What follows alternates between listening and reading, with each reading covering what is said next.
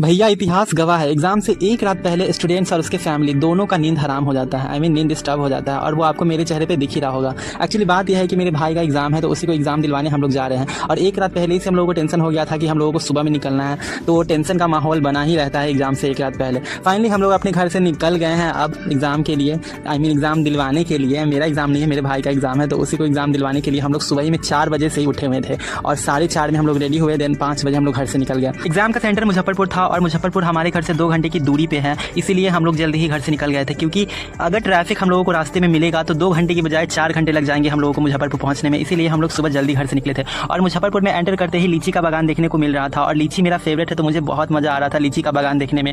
Ton का ton लीची पेड़ पर लटका देखने को मिल रहा था, बहुत मजा। सुबह का टाइम था, इसलिए हम लोग बिना किसी ट्रैफिक के अपने डेस्टिनेशन पे पहुंच गए। और सेंटर पे पहुंचने के बाद हम लोग देखे कि बहुत सारे स्टूडेंट जो थे अभी बाहर ही खड़े थे, क्योंकि अभी एंट्री स्टार्ट नहीं हुआ था, इसीलिए वे लोग अभी बाहर ही खड़े थे। और सेंटर पे वीडियो बनाना अलाउ नहीं होता है, मैंने किसी से सुना, मुझे नहीं पता ये बात कहाँ कितना तक सच है, इसीलिए मैं अपने कार से ही शूट कर लिया। देन थोड़ी देर में एंट्री स्टार्ट हो गया और मैं अपने भाई को बेस्ट ऑफ लक बोला और मेरा भाई अंदर चला गया।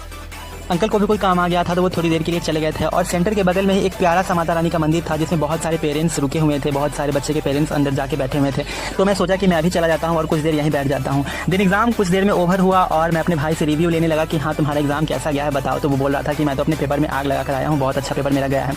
देन मैं बोला कि अच्छा बच्चों, ये तो तुम्हारा रिजल्ट ही बताएगा कि तुम एग्जाम में क्या कर आए हो, क्योंकि जो बच्चा एग्जाम देकर आता है वो ऐसे ही बोलता है कि मेरा पेपर बहुत अच्छा गया है, लेकिन फाइनल रिजल्ट तो रिजल्ट में ही पता लगता है। तो मैं जब घर आया, हम लोग जब घर आ रहे थे तो रास्ते में बहुत सारा ट्रैफिक लग गया था बीच में, और मेरा तो सर दुख रहा था, तो मैं थोड़ी देर के लिए सो गया। और जब मैं सोकर उठा तो देखा कि मेरे अंकल जो थे वो लीची खरीद रहे थे। और भाई हम लोग मुजफ्फरपुर आए हैं और लीची ना खरीदे, ये भी कि हो सकता है क्या। इस लीची लिए और रास्ते में बहुत सारे सुंदर सुंदर दृश्य को एंजॉय करते हुए हम लोग निकल गए घर के लिए और फाइनली हम लोग घर आ गए।